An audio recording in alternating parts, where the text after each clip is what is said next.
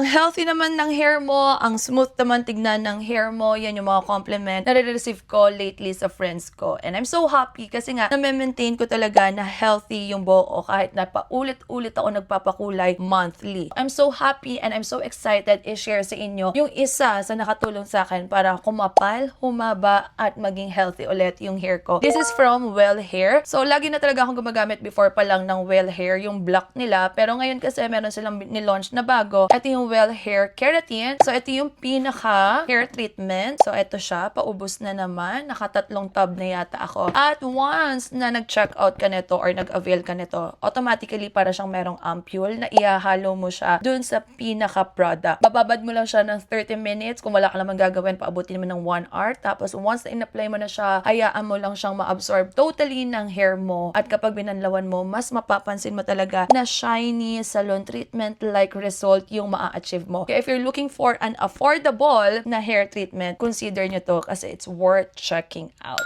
Click mo lang yung link para makapag-avail ka ng may discount.